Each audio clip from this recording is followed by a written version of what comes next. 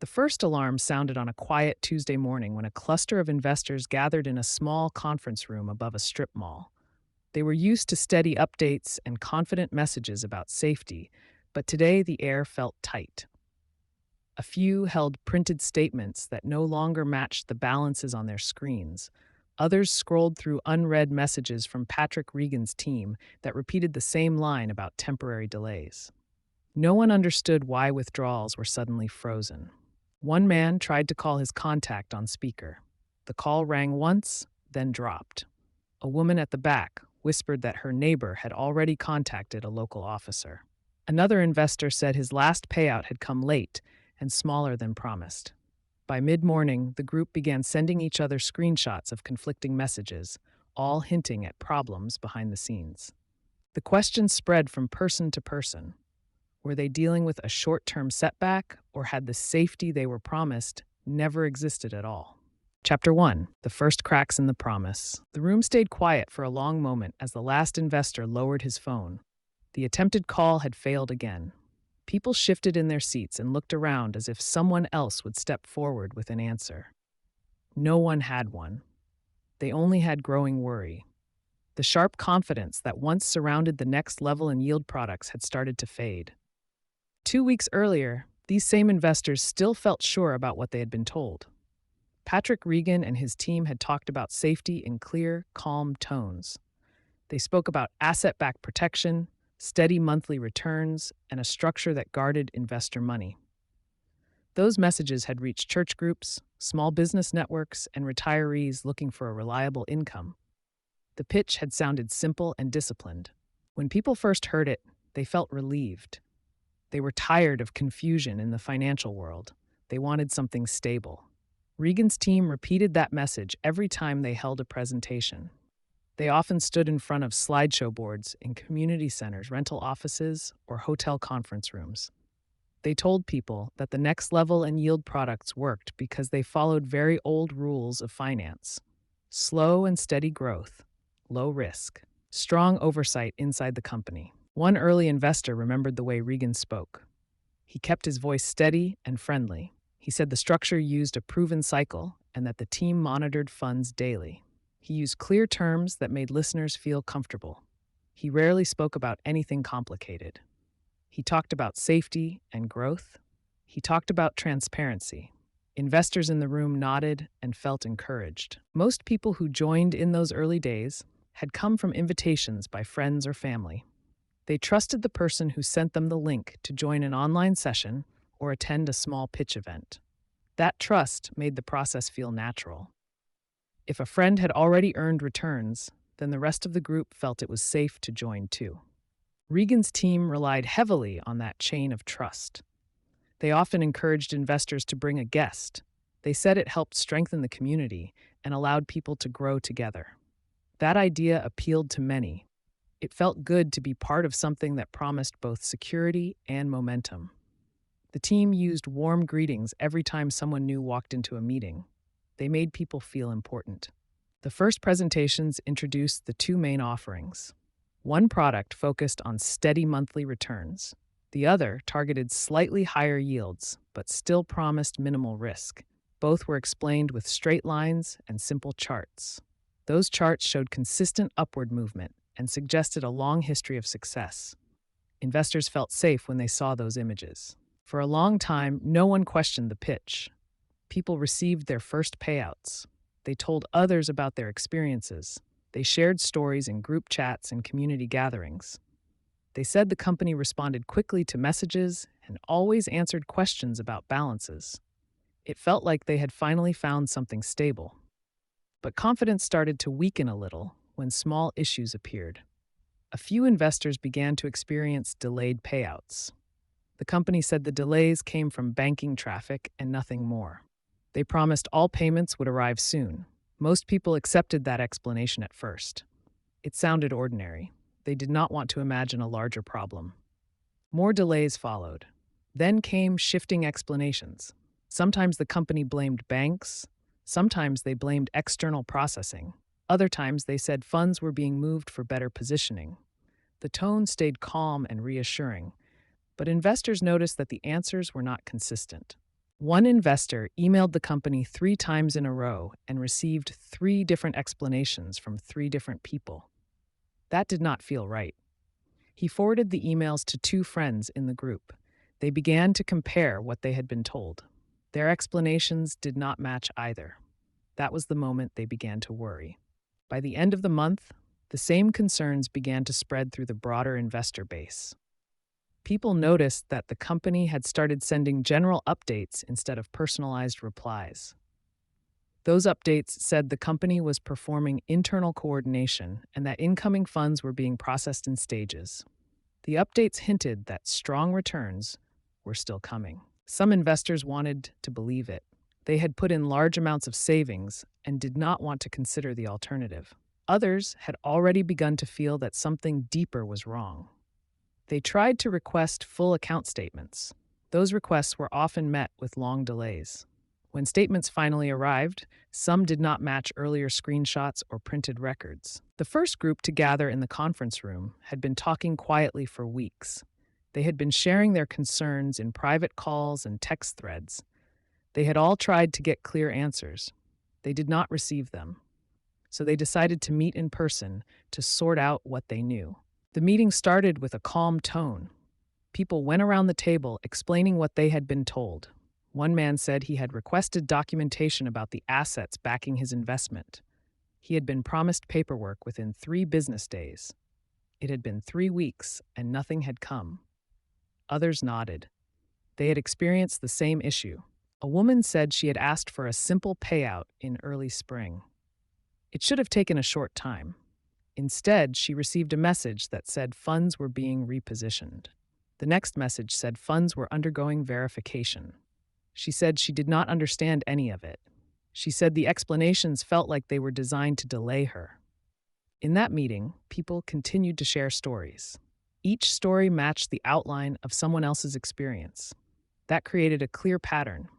Investors had begun to face late payments, confusing updates, and slow communication. Those patterns made the group uneasy. They decided to collect their documents and review them together. One investor pulled out a notebook filled with dates. He had written down every message he received from the company. He had printed screenshots and taped them to the pages. When he flipped through the dated entries, the group noticed that the explanations changed almost every week. That discovery increased the tension in the room. A small group stepped outside to call a contact who had experience with financial compliance. They wanted to understand whether the issues they were seeing could be normal. The contact told them that some delays can happen in certain industries, but repeated patterns of shifting explanations were serious red flags. He told them to seek further information from the company or consider filing a formal complaint. That call changed the tone of the meeting. People began to realize that their problems were not isolated. They were part of a larger breakdown. They decided to send a joint message to the company asking for clear answers.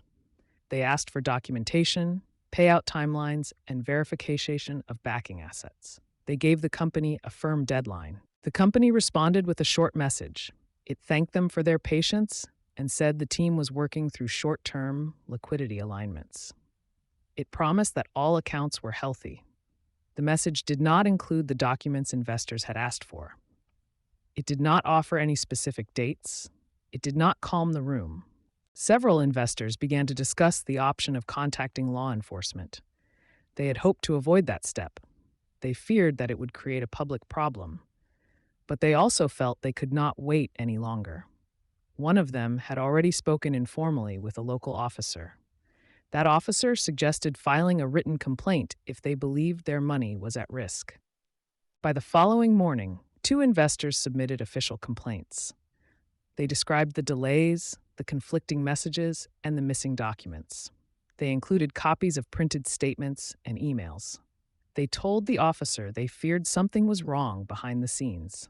They did not know what it was.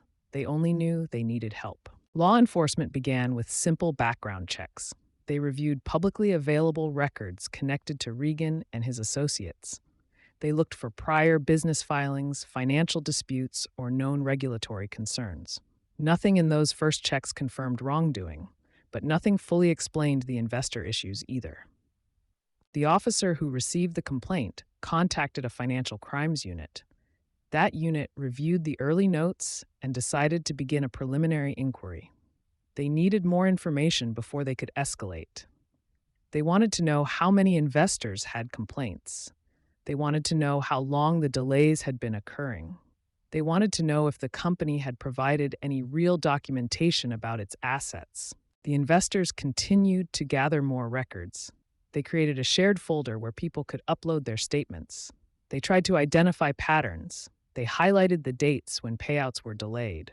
They compared the company's messages across those same dates. The more they looked, the more inconsistencies they found. One investor printed a timeline of every payout he had received since joining. The timeline looked regular at first, but then the dates started stretching out. The returns slowed. The numbers no longer matched earlier projections. When he placed the timeline on the table beside the updates from the company, the pattern became clear. More investors joined the review. Some had invested modest amounts. Others had put in significant savings. All of them wanted answers. They started to understand that the company's explanations did not hold together. They realized that they had believed in a story that no longer made sense. Law enforcement continued to gather information. They asked investors to provide any emails or texts that showed delays or shifting explanations. They noted each communication. They created a working list of concerns. They wanted to understand whether this was a temporary liquidity issue or something else. Back in the investor group, tension grew. People asked each other how they could have missed the warning signs. They wondered why they trusted the pitch so strongly. Many said the early returns made everything feel safe. Others said they trusted the people who invited them. Those early feelings of security now felt fragile. The group reached a point where they could no longer wait for the company to respond. They submitted more complaints. They asked the officer for updates each day. They kept gathering records. They stayed in close contact with each other. They wanted to understand the truth about their investments. By the end of the month, law enforcement had collected enough information to move the inquiry forward. They noted the volume of complaints. They noted the repeated delays. They noted the inconsistency of the company's explanations. They decided to begin a deeper review. The investors felt a mix of fear and relief. Fear because they suspected major losses. Relief because someone official was finally paying attention. They did not know what the next step would be. They only knew that the first cracks in the company's promises had grown wider. The officer leading the inquiry scheduled meetings with several investors. He asked them to describe their experiences in detail. They explained the pitch events. They described the warm greetings from the team. They recalled the promises of safety and steady returns. They gave copies of their documents. He asked whether the company had ever provided proof of the backing assets. Every investor said no. They said they had repeatedly asked for verification. They said the company had always delayed or redirected their questions. The officer took careful notes. He asked whether returns had come from the claimed investment structures or whether they seemed to come from new investor money. Investors admitted they had no proof, but they said the timing of payouts suggested that new deposits were funding earlier withdrawals. The officer marked this as a key concern. He asked about communication patterns. Investors described how messages changed over time. They said early responses were personal and quick. Later responses were generic and slow. Sometimes messages contradicted earlier updates. The officer saw a growing pattern. While he gathered facts, the group of investors continued to grow. More people reached out after hearing rumors of problems. Some had invested small amounts. Others had put in large sums. They were all worried. They all wanted clarity. At this point, investors began to accept that they might never receive the documents they had requested. They began to wonder if the assets claimed in the presentations had ever existed. They recalled the charts and explanations from Regan's team. They now questioned every part of it. The inquiry continued to expand. Officers reviewed the timeline of delays. They compared investor statements. They created early diagrams to understand the structure of the products. They noted that promotional materials often used simple language but lacked technical detail. They considered that a warning sign. The atmosphere inside the investor group shifted from confusion to urgency. People started calling each other late at night. They worried about their savings. They worried about their families. Many felt ashamed. They wondered how they could have trusted something that now felt fragile. They also felt anger. They felt that the company had misled them. They felt that they had been kept in the dark for too long. They blamed themselves for not asking harder questions. The shared shame and frustration created a strong bond in the group. They supported each other while waiting for answers. By now, the officer in charge understood that the situation was serious. He had read enough messages and statements to know that something larger was happening. He forwarded the file to a specialized financial team that handled potential fraud cases. He recommended that they review it quickly. Investors waited for news. They checked their messages constantly. They updated the shared folder with new documents.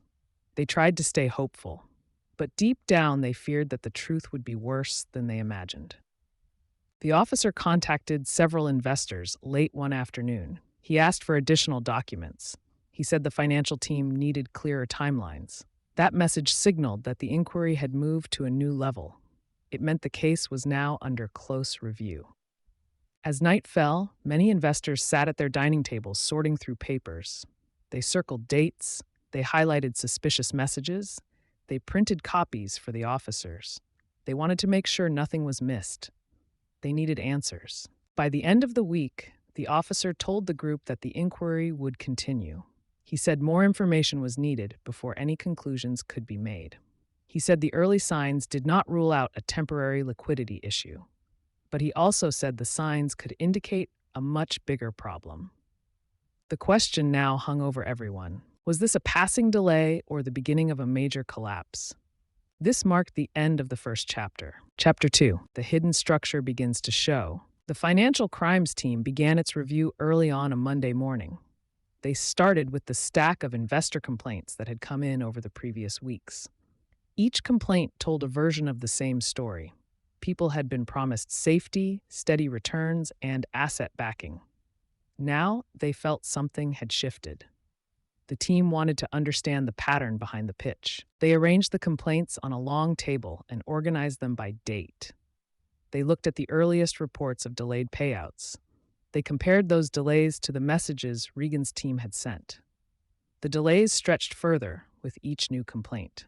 The explanations from the company changed more often than seemed reasonable. The team took notes on each inconsistency. They wanted to understand who the investors were. They read through the profiles provided in the complaints.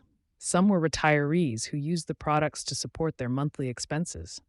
Others ran small businesses and placed their savings into what they thought was a safe option. A few were professionals in finance or real estate who had still trusted the pitch. The range of investors caught the team's attention. One investigator commented that the mix of investors suggested a broad recruiting network. Another noted that this type of variety often appeared in cases where trust played a major role. People had been referred by friends or family. That trust made them less likely to question early details.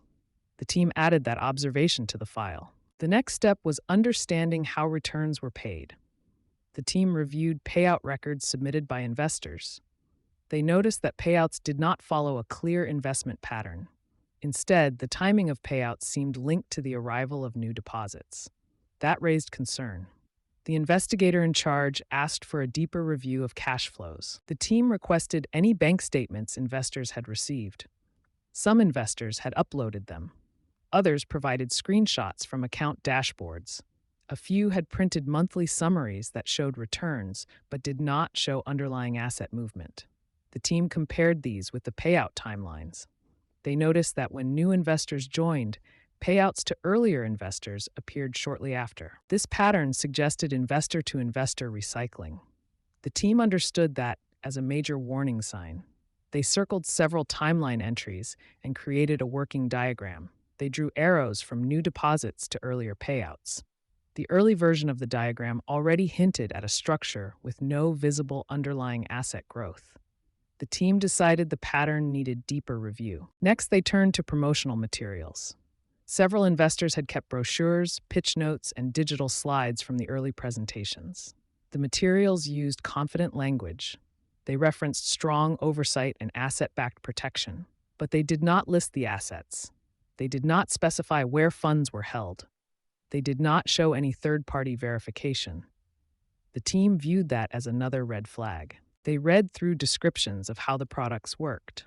The text claimed that returns came from a structured method that used old principles, but there were no details about how or where those principles were applied. Investigators knew that legitimate products usually provided clear descriptions that could be verified. The team noted that the materials lacked that clarity. They also looked at updates sent to investors. Those updates often used simple statements that reassured people without saying much. The messages said funds were strong. They said temporary delays were normal. They said coordination was underway. None of the messages addressed the concerns that investors had raised. Investigators decided they needed to speak directly with people connected to the company. They created a list of associates mentioned in investor complaints. Some had been part of the pitch events. Others had communicated with investors about payouts or verification. The team prepared questions about timelines, documentation, and internal operations. They began interviews with the people easiest to reach. Some associates gave vague descriptions of their roles. A few said they were only involved in marketing or administration. Others said they believed the products were safe because Regan had explained them clearly. None of them provided proof of the assets backing the products. One associate said he had seen internal spreadsheets that showed account balances. He said he trusted those spreadsheets because senior members of the team had used them in meetings. Investigators asked whether he had seen any external verification. He said no. He said he assumed verification happened elsewhere. The team noted that assumption. Another associate said he handled investor communications. He kept records of messages sent to investors. He said he followed instructions from higher up. Investigators asked why explanations changed from week to week. The associate said he only forwarded what he was told. He did not know why the information changed. He did not know how funds were managed. The team noticed that associates often referenced internal documents that they could not produce. They mentioned spreadsheets, dashboards, and summaries, but they did not have any of them. They said the documents were held by the senior leadership. They said access was restricted. That lack of transparency raised more concerns. Investigators turned next to financial documents investors had provided. They reviewed monthly balance summaries. Many of them looked neat and consistent, but a closer look revealed issues. Some summaries repeated the same structure each month, with only minor changes. Others contained numbers that did not align with the timing of investor deposits. The team highlighted these inconsistencies. One summary displayed a steady upward trend even during months when multiple payouts had been requested. Another showed returns during a period when investors said the company had frozen withdrawals. These irregularities suggested that the summaries were not based on actual asset performance. The team added those findings to the file. They also found account dashboards that displayed daily balances. Those balances usually moved in one direction. They rarely showed volatility or decline. That pattern struck investigators as unrealistic. Legitimate markets changed daily. The team suspected that the dashboards may have been built to show steady growth rather than reflect real activity. They needed more information. They contacted more investors. They asked for any additional documents, messages, or screenshots that showed how the company communicated. Several investors forwarded messages where the company told them funds were undergoing verification. A few investors provided messages where the company said it had switched to a new banking partner. The team compared these messages. The timeline of such updates did not match. One investor received a message about banking transitions in early spring. Another received a similar message 2 months later. A third received the same message even later. This suggested that the explanation was used to delay different groups at different times. The team marked that as a possible delay tactic. Investigators also reviewed explanations that referenced market conditions.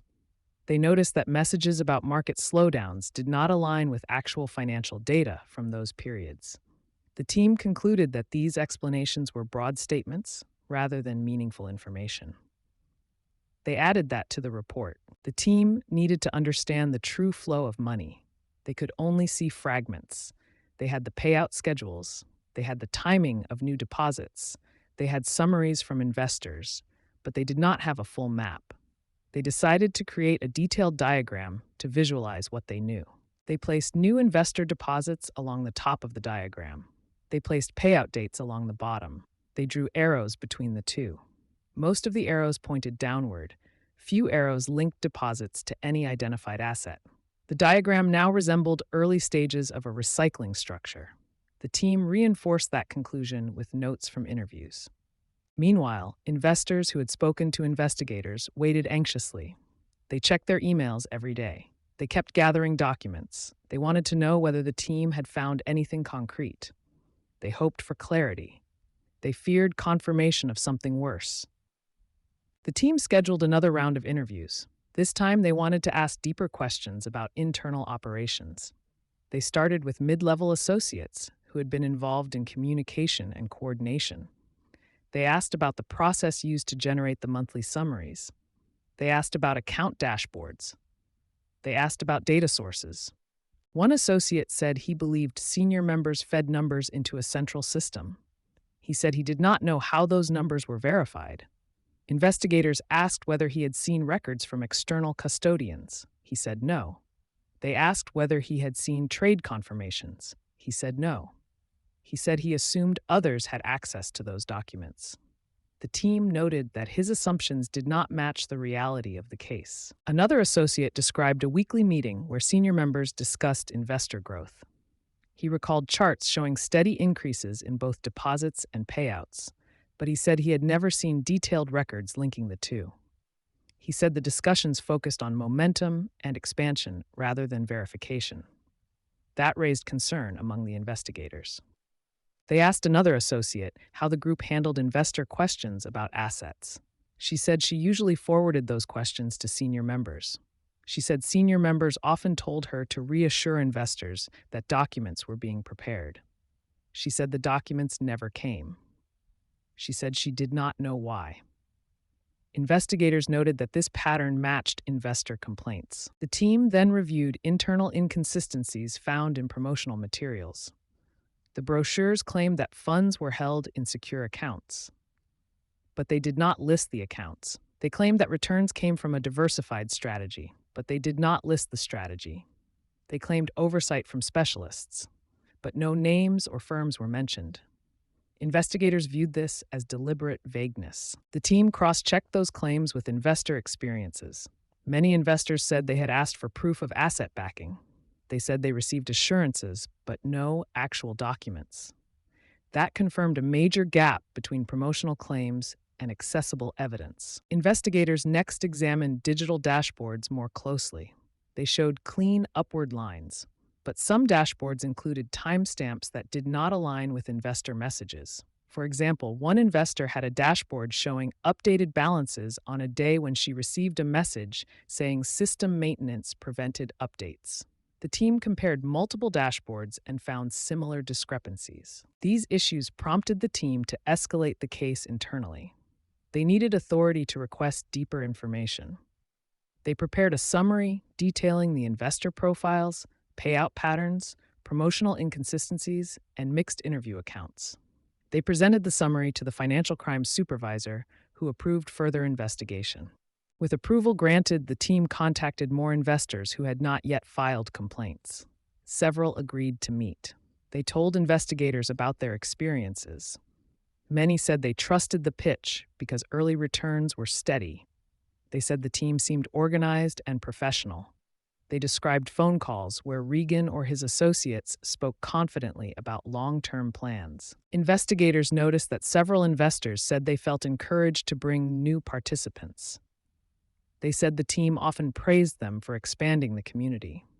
They said they believed this was part of a legitimate marketing effort. They never considered that such growth could be necessary for payouts. One investor said he remembered a pitch call where an associate described the products as a chance to build generational wealth. Investigators asked whether he had seen proof of returns beyond what he received. He said no. He said he only saw what was in his account. He said he assumed the assets existed because Regan had spoken with conviction.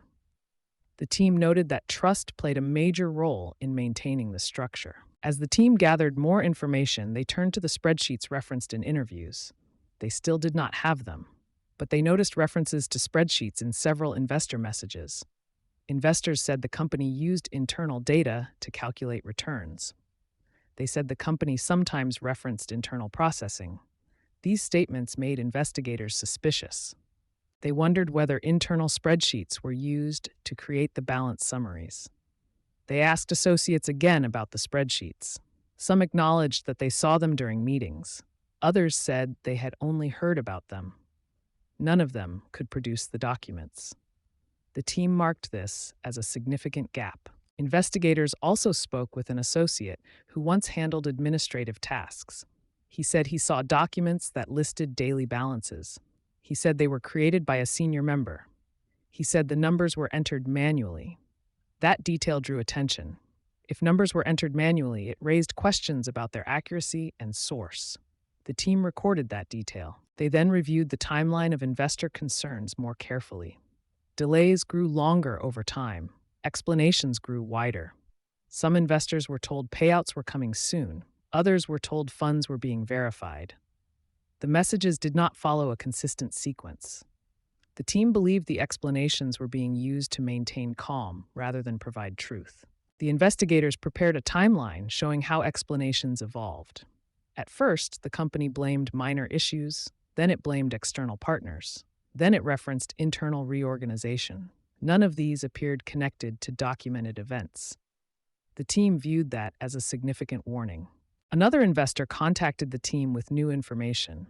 She said she once asked for a breakdown of her returns. She said the company told her the information was proprietary.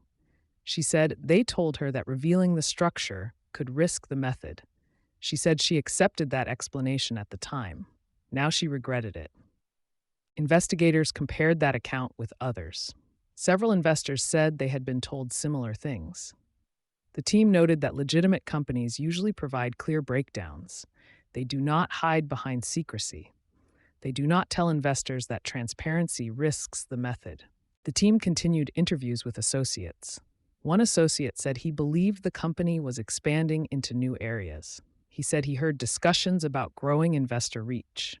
He said he believed that was why delays occurred. Investigators asked whether he had seen any contracts or documents related to expansion. He said no. The team marked that as speculation. Another associate said he had seen several digital drafts of spreadsheets. He said he remembered that the spreadsheets included formulas, but he said the formulas did not link to external data. They referenced other cells in the same sheet. That detail concerned investigators. Spreadsheets that reference only themselves often serve as internal models rather than records of real funds. The team reviewed this information carefully. They believed they were beginning to see the outline of how the products functioned, but they still needed clearer proof. They requested more detailed statements from additional investors. They wanted to see how summaries changed over time. They compared new statements with earlier ones. The pattern held. Balance summaries increased steadily and rarely matched the timing of actual deposits. The team decided to reach out to a few investors who had stopped receiving payouts altogether. They asked how the company explained the halt. The investors described long messages filled with encouragement. They said the messages insisted that returns were coming soon. They said the company asked them to be patient. They said the company made no mention of any underlying problems. Investigators noticed that the tone of those messages was consistent across investors. They used the same phrases. They promised stability. They promised a strong future. But none of them addressed the fact that payouts had stopped. The team marked this as a sign of deeper issues. With all the gathered information, the team created a more advanced cash flow chart. They placed investor deposits on one side. They placed payouts on the other. They drew lines representing funds, Most lines pointed straight from new money to earlier investors. Very few lines pointed to any external source. The chart now resembled a classic recycling cycle. The team added that to the official file. At this point, the financial crimes team understood that the core problem went deeper than delays or confusion.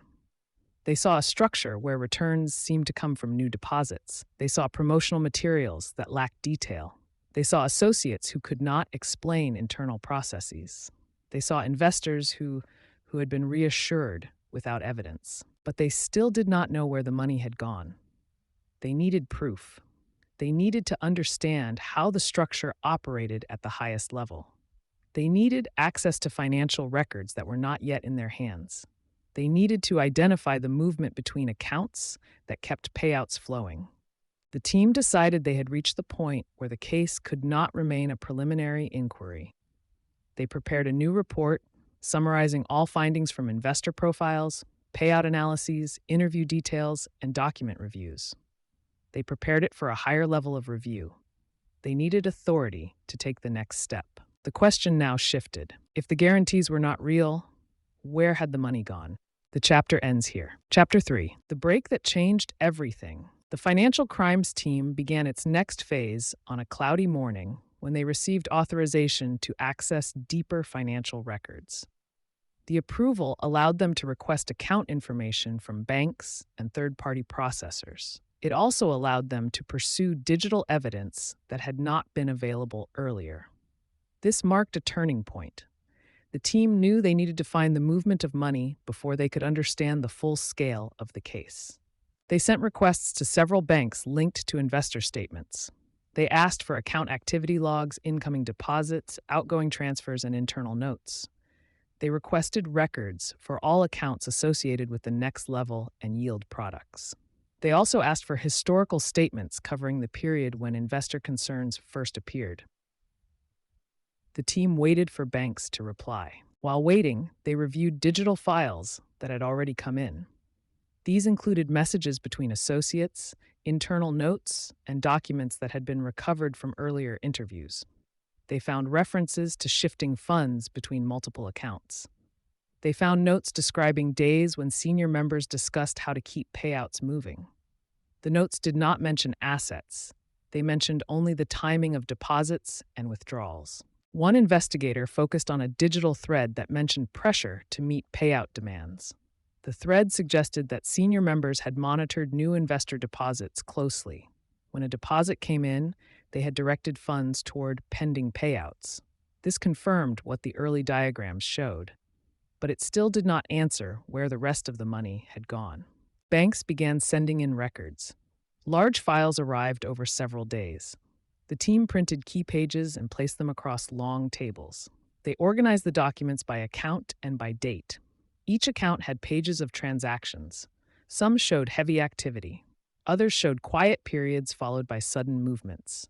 The team began marking patterns with highlighters. One account showed a series of incoming investor deposits.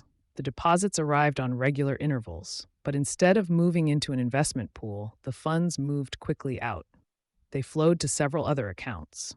They flowed to payouts for earlier investors. Some transfers moved to accounts held by companies linked to Regan's team. The investigators traced each line. Another account showed large transfers to personal accounts. The team circled those entries. They cross-referenced the transfers with dates when investors had complained of delays. The transfers raised questions. If funds were being moved out at the same time, investors were told the company was reorganizing, then something deeper was wrong.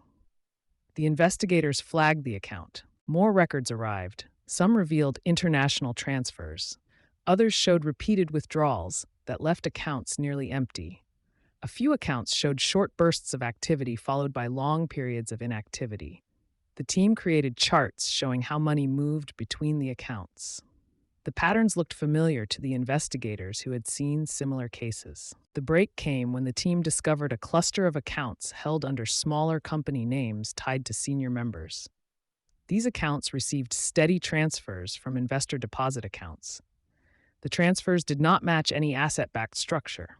Instead, they created a chain that moved money through several layers. This allowed the movement to stay hidden unless examined closely. The team mapped out the flow. They placed the accounts in a large diagram. They used colored lines to represent transfers. Investor deposits appeared at the top. From there, the funds moved down into holding accounts. Then they split. Some moved to payout accounts, others moved to personal accounts, or accounts connected to related companies. The diagram showed that the money did not go to investments. It moved in circles. Investigators realized they had found the core structure. They had identified how returns were paid and how money disappeared. They reviewed the records again to confirm the total movement. When they added the numbers, the total exceeded $60 million. That figure represented confirmed movement. It did not include funds that could not yet be traced. They presented the findings to the financial crimes supervisor. The supervisor asked detailed questions. The team showed the account maps. They explained how investor funds were recycled. They explained how the company's messages about safety did not match the real structure. They explained how the movement resembled a classic Ponzi-style cycle.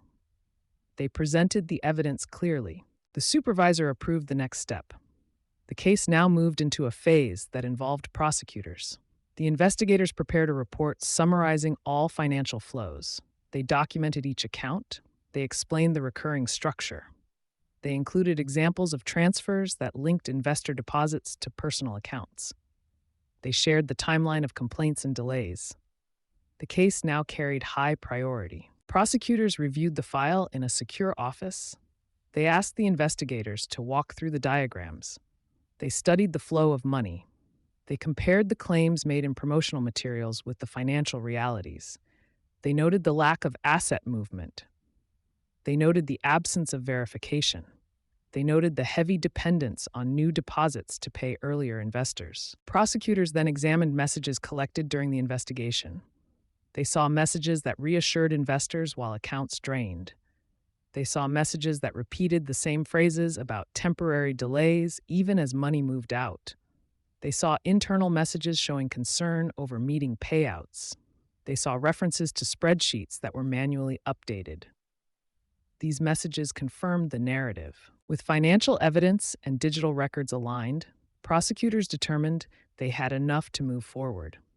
They prepared charging documents outlining the alleged structure.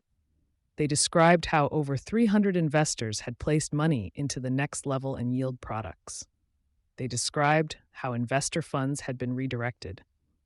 They described how the returns given to early investors were funded by the deposits of later investors. They described how the structure collapsed when new money slowed. Prosecutors presented the findings to senior leadership.